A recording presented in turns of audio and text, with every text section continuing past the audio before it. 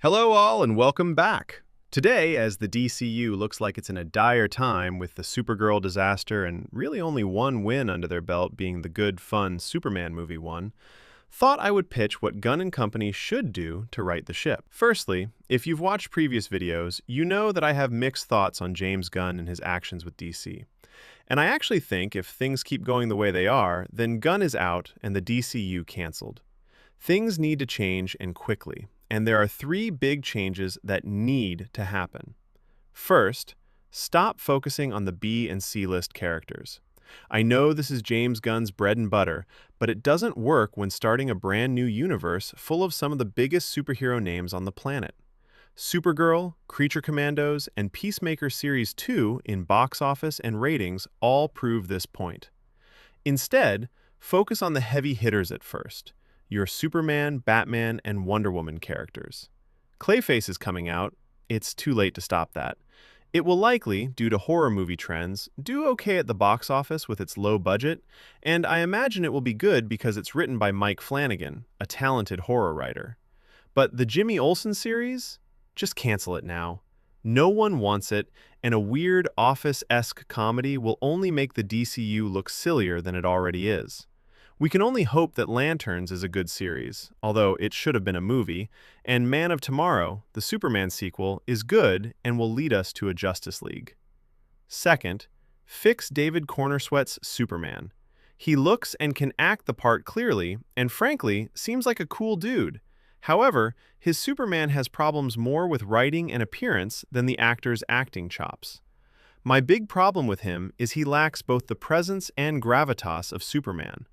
When this Superman is on screen, I feel like it's just Clark Kent cosplaying as Superman. There was only one moment in Superman where I felt like he was truly Superman, and that was the moment he stood tall and then took on and defeated all of the Raptors. So, just do two things with Superman.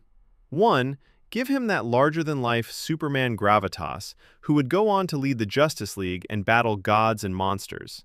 In other words, don't write him like a total dork when he's Superman, because he is Superman and not Superboy.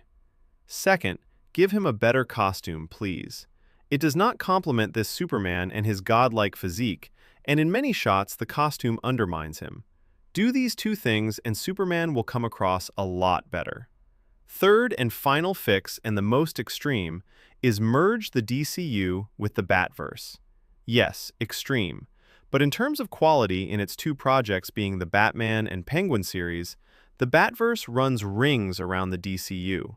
This could give the DC some legitimacy and would solve its Batman problem, as whoever is the DCU Batman, he will be compared to Robert Pattinson and likely not as good.